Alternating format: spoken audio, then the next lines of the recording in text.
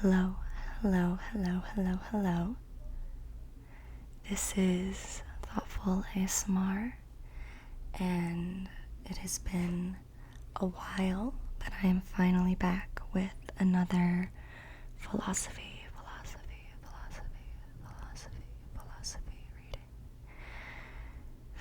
reading. I know, it's a little bit of a smaller, more niche market for these videos, but I really enjoy them. I think I mentioned in the past that I was a philosophy major in college, and I really enjoy reading philosophy and thinking about it and engaging with other people in philosophical conversations. So I would love to see your comments about what you think of the reading and anything else you think about the concepts that Rousseau discusses. Because if you haven't already figured out from the title and the thumbnail, we will be reading Rousseau.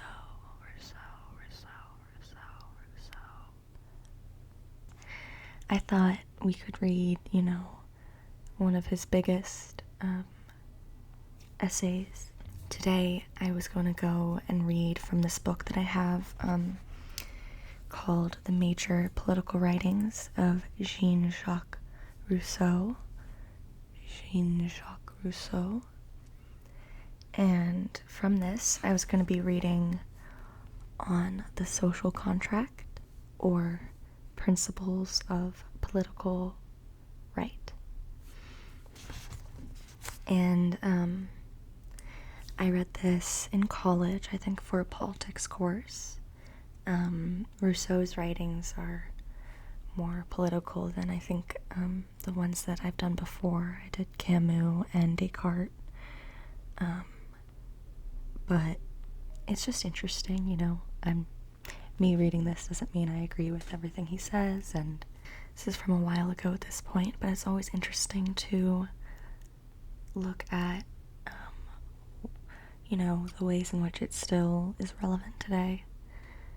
So let me know what you think. I might interject some of my own thoughts as I'm editing, or I might just let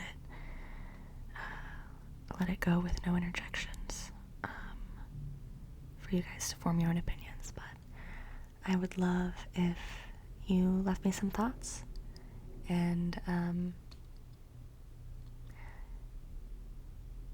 without further ado, I will get started. You can turn some pages if you like page flipping sounds.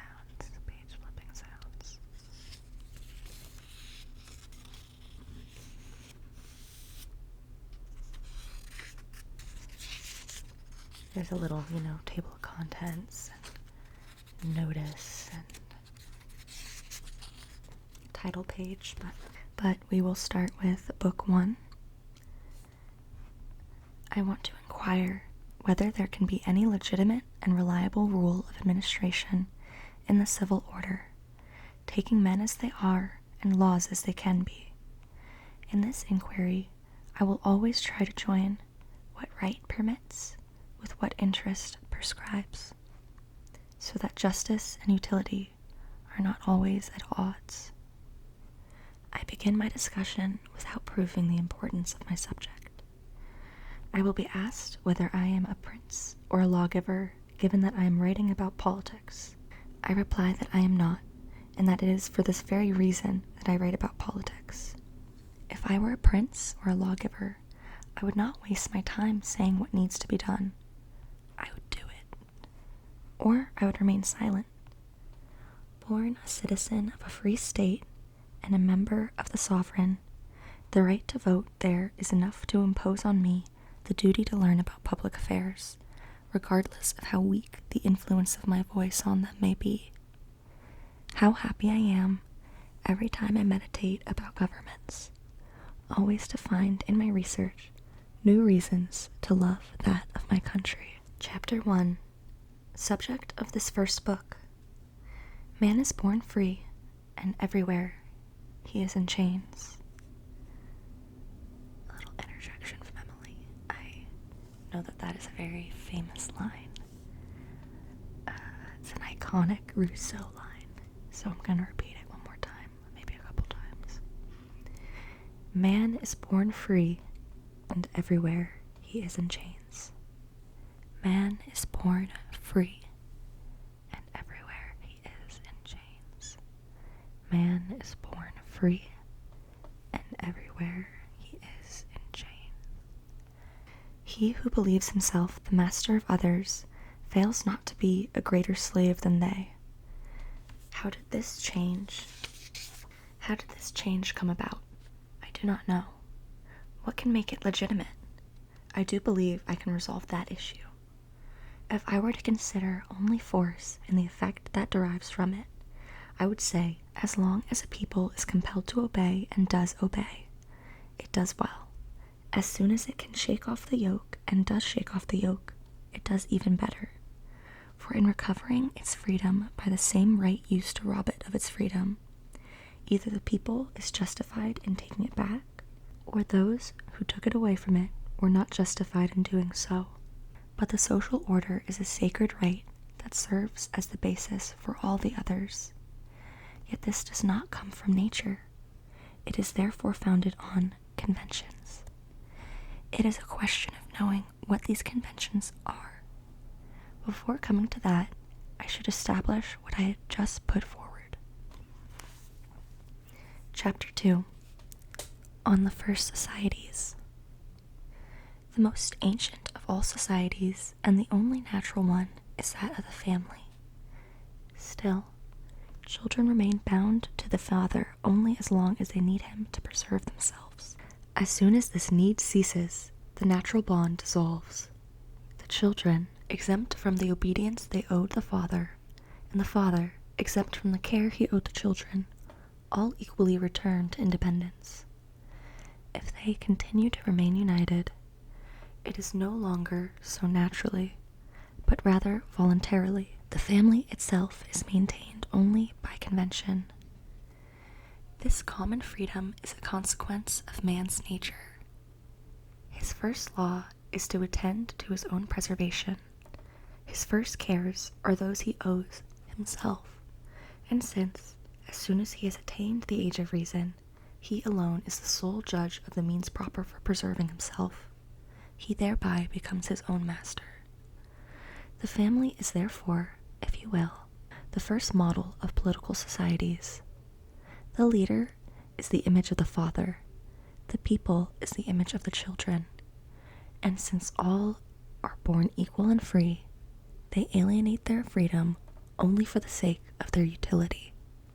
The entire difference is that in the family, the father's love for his children rewards him for the care he provides them, whereas in the state of the pleasure of commanding takes the place of his love, which the leader does not have for his people.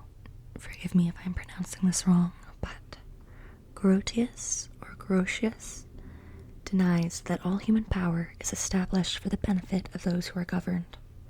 He cites slavery as an example. His most persistent mode of reasoning is always to establish right by fact. A more consistent method could be used, but not one more favorable to tyrants. It is therefore doubtful, according to Grotius, whether the human race belongs to 100 men, or whether those 100 men belong to the human race. And throughout his book, he appears to incline to the former view. This is also Hobbes' opinion. P.S. If you want, I can also do a reading of Hobbes, although he is very dark, so I'm not sure how relaxing it would be. But sometimes just having something academic read to you can be relaxing, so let me know if you would be interested. So behold the human race divided into herds of cattle, each of which has its leader who tends it in order to devour it. As a shepherd is one of a superior nature to that of his herd, so shepherds of men, who are their leaders, are also of a nature superior to that of their peoples. So reasoned the Emperor Caligula, according to Philo's account, concluding rightly enough from this analogy that kings were gods or that people were beasts.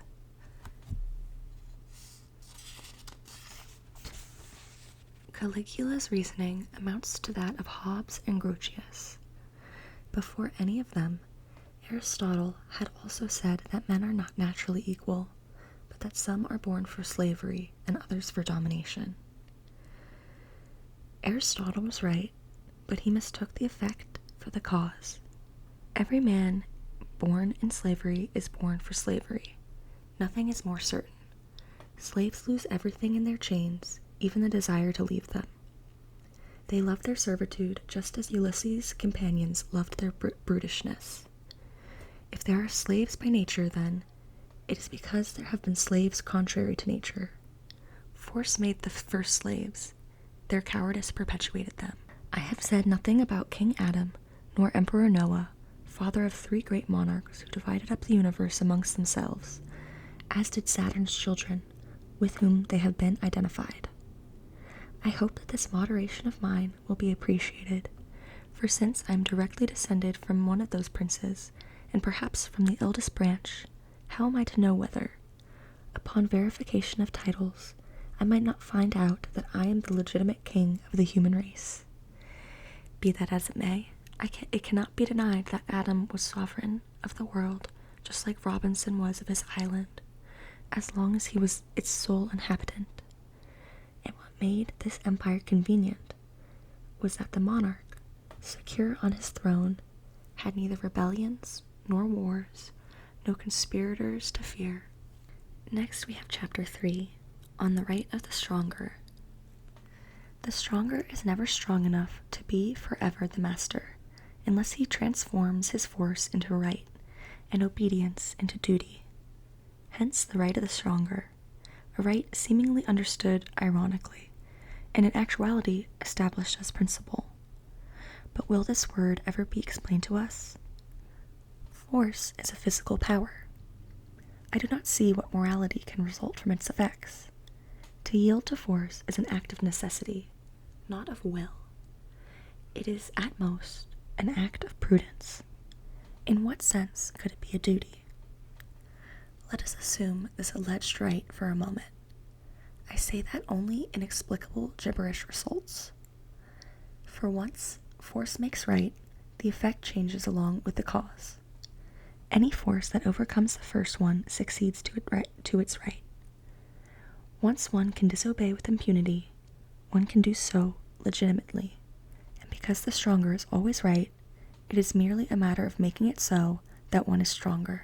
Yet what is a right that perishes when force ceases? If one must obey due to force, there is no need to obey due to duty, and if one is no longer forced to obey, one is no longer obligated to do so. It is clear, therefore, that this word right adds nothing to force. It means nothing at all here. Obey the powers that be. If this is supposed to mean yield to force, the precept is good, but superfluous. I say that it will never be violated. All power comes from God, I admit it, but all illness comes from him as well. Does this mean it is forbidden to call the doctor? A brigand takes me by surprise at the edge of a wood. Must I not only give him my purse through force, but, even if I could withhold it, am I obligated in conscience to give it? For, after all, the pistol he is holding is also a power. Let us agree, therefore, that force does not make right, and that one is obligated to obey only legitimate powers. Thus, my original question still stands. Next we have chapter 4, which is called On Slavery. Because no man has any natural authority over his fellow human, and because force produces no right, conventions remain as the only basis of all legitimate authority among men. If a private individual, states Grotius, can alienate his freedom and enslave himself to a master, why can't a people alienate its freedom and subject itself to a king? There are quite a few equivocal words here that need explaining, but let us limit ourselves to the word alienate. To alienate is to give or to sell. Now a man who makes himself a slave does not give himself. He sells himself. At the very least for his subsistence. But a people, why does it sell itself? Far from a king furnishing his subjects with their subsistence, he derives his own from them alone. And according to Rabelais, a king does not live cheaply. Do the subjects therefore give their persons on the condition that their goods will be taken as well? I do not see what they have left to preserve. The despot, it will be said, ensures civil tranquility for his subjects. Perhaps, but what do they gain from it? If the wars his ambition brings on them, if his insatiable greed, if harassment by his administration cause them more distress than their own dissensions would have, what do they gain from it if this very tranquility is one of their woes? Life is tranquil in dungeons as well. Is that enough to find them good? The Greeks closed up in the Cyclops' cave lived there tranquilly while awaiting their turn to be devoured. To say man gives himself gratuitously is to say something absurd and inconceivable. Such an act is illegitimate and null, if only because whoever does so is not in his right mind. To say the same thing of a whole people is to assume a people of madmen. Badness does not make right. Even if each person could alienate himself, he could not alienate his children. They are born free men. Their freedom belongs to them, and no one but they themselves has a right to dispose of it.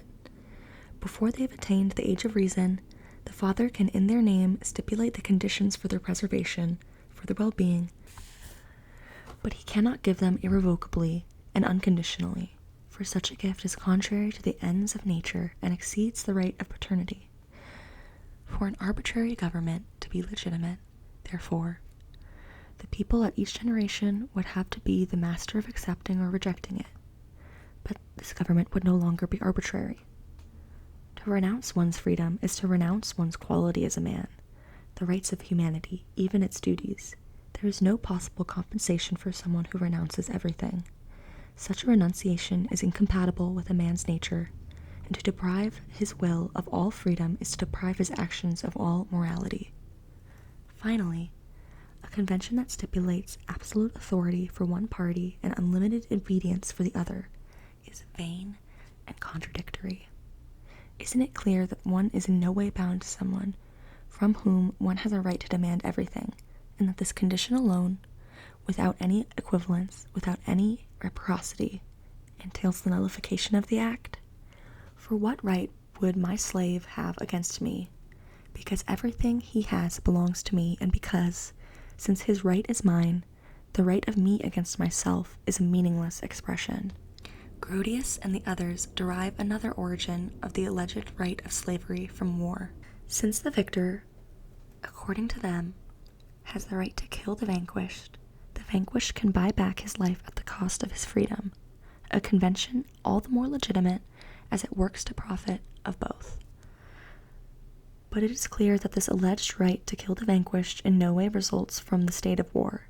Men are not naturally enemies, if only because when they live in their primitive independence, they do not have stable enough relationships among themselves to constitute either a state of peace or a state of war. It is the relationship between things and not between men that constitutes war. And since the state of war cannot arise from simple personal relations, but only from property relations, private war, or war between one man and another, can exist neither in the state of nature, where there is no stable property, nor in the social state, where everything is under the authority of laws. Individual combat, duels, occasional conflicts are acts that do not constitute a state, and as for private wars, authorized by the ordinances of Louis IV, King of France, and suspended by the peace of God, these are abuses of feudal government, an absurd system if there ever was one, contrary to the principles of natural right and to all good policy. War is therefore not a relation between one man and another, but a relationship between one state and another, which private individuals are enemies only by accident, not as men or even as citizens, but as soldiers, not as members of the fatherland, but as its defenders. Finally, as each state can have as enemies only other states and not men, inasmuch as no true relationship can be established between things of different natures. This principle even conforms to the established maxims of all ages and to the constant practice of all civilized peoples. Declarations of war are less warnings to those in power than to their subjects. A foreigner, whether a king, or individual, or people, who robs, kills, or detains subjects without declaring war on their prince, is not an enemy, he is a brigand.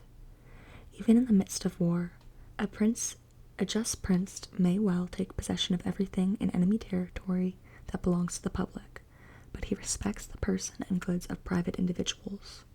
He respects the rights on which his own are founded. Since the aim of war is the destruction of the enemy state, one has a right to kill its defenders as long as they bear arms.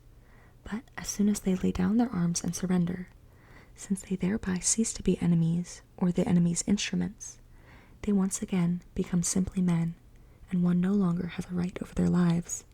Sometimes a state can be killed without killing a single one of its members. Yet war gives no right that is not necessary to its aim. These principles are not those of Grotius. They are not founded on authority of poets. Rather, they derive from the nature of things, and are founded on reason. With regard to the right of conquest, it has no other foundation than the law of the stronger. If war does not give the victor the right to massacre the vanquished people, this right he does not have cannot be the foundation of enslaving them.